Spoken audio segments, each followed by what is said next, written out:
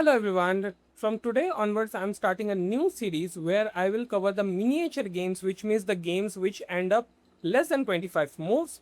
And the first game I'm gonna cover that is played between Hikaru Nakamura and Loek van Wely. If I'm pronouncing wrong, I'm sorry for that one. So Hikaru Nakamura was white and he starts with a move pawn to e4 and pawn to c5. We are in the Sicilian defense. Open Sicilian after the move knight to f3. There's a move pawn to d6, pawn to d4, pawn takes d4, knight takes d4. Then he played the move knight to f6, knight to c3, pawn to d6. We are in the knight of Sicilian. And then he goes for the move bishop to g5. One of the aggressive opening, one of the aggressive move. In the knight of, there are a lot of options are there. You can go for the move bishop to d3. You can go for bishop to g5. You can play for the h3. You can play bishop to e2. There are so many options are there. But Nakamura picked the most aggressive one. It's a move bishop to g5.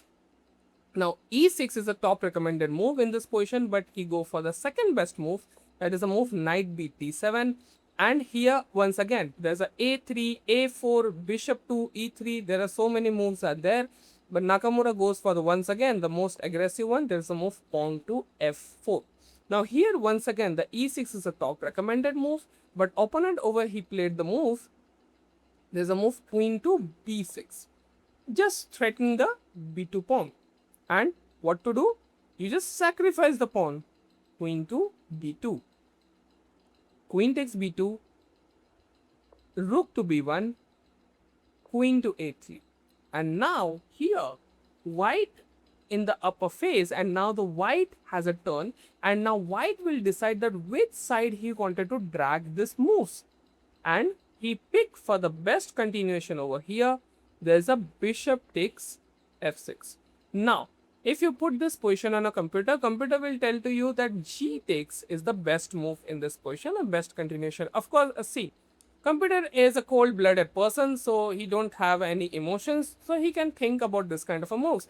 But generally, in the first perspective, if you see that bishop takes, okay, why I played my knight on a d7?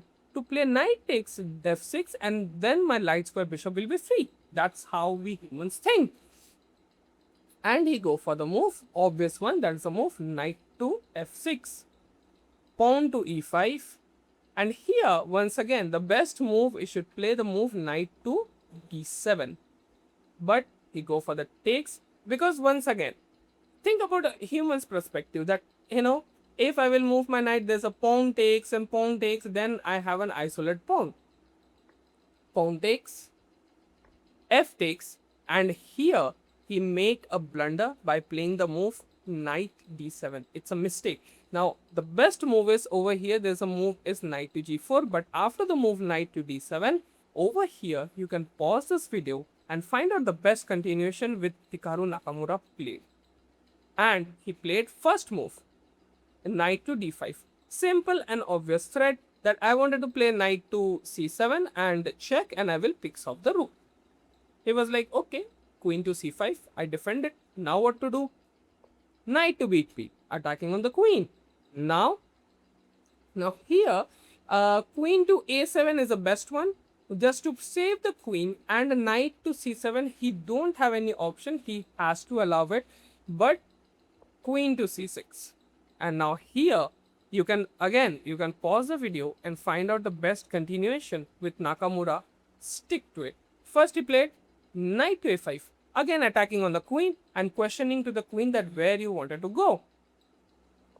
Queen to c5, knight takes b7, and once again over here bishop takes. He should try, but of course it's whatever he will play, it's winning.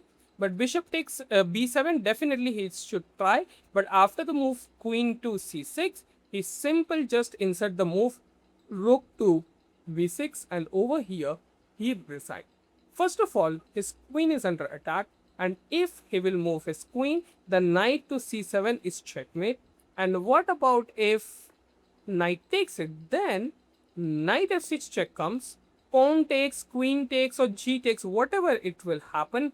Simple the move is, after just example this takes, then queen takes d8 is checkmate, because the knight is protecting the queen.